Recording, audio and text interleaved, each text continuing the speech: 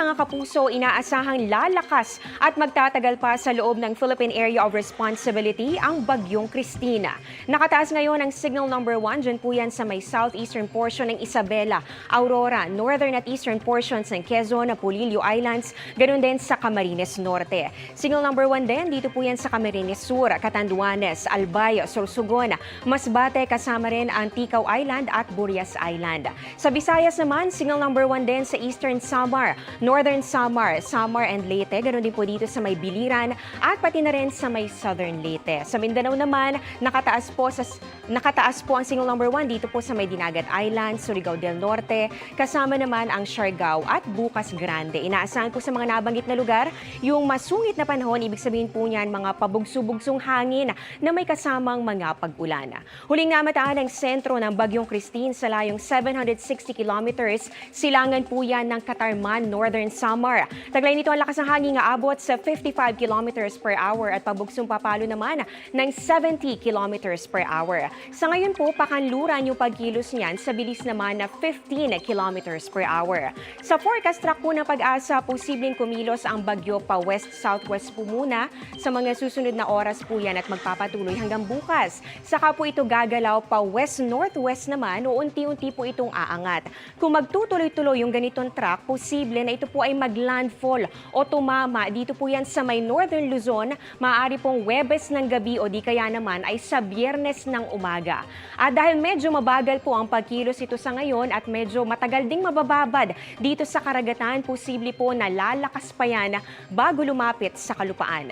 Pero mga kapuso, posible pang magkaroon ng pagbabago sa track nitong Bagyong Christine. Meron po tayong tinatawag na area of uncertainty o yung highlighted part po dito sa ating mapa. Ibig sabihin po niyan, pwedeng umangat o di kaya naman ay lalo pang bumaba yung galaw nitong bagyo sa mga susunod na araw. Depende po sa iba pang weather systems na nakakaapekto po sa movement nito. Ang mga lugar na sakop nitong area of uncertainty dapat din po maghanda dahil yan po yung makakaranas ng direktang epekto ng bagyo sa mga susunod na araw. Ibig sabihin, hindi lang po Northern Luzon kundi posible rin na ito pong bahagi ng Central Luzon. Napakalawak po ng bagyo kaya kahit yung mga lugar na malayo sa sirkulasyon po nito ay nahahagip din ng traffic extension ng mga kaulapan.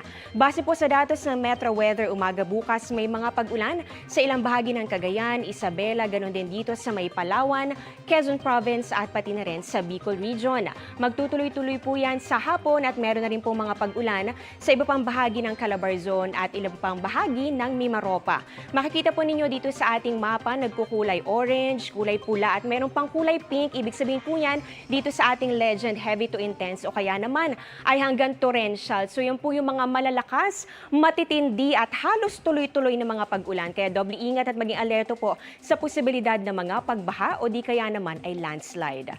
Sa Metro Manila naman may chance rin po ng ulan lalo na sa hapon at gabi dahil po yan sa outer rain bands ng bagyo.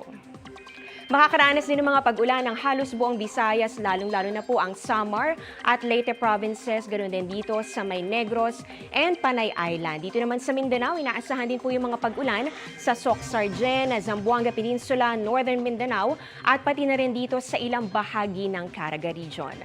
Samantala, magiging maalon at delikadong pumalaot sa eastern seaboards po ng Southern Luzon. Pababa po yan dito sa eastern seaboards ng Visayas. Dahil po yan sa epekto rin nitong Bagyong Christine. Mga kapuso, patuloy pong umantabay sa updates at maging alerto dahil inaasahang magtatagal sa loob ng PAR ang Bagyong Christine hanggang sa weekend. At yan ang latest sa lagay ng ating panahon. Ako po si Amor La Rosa. Ito ang GMA Integrated News Weather Center. Maasahan anuman ang panahon.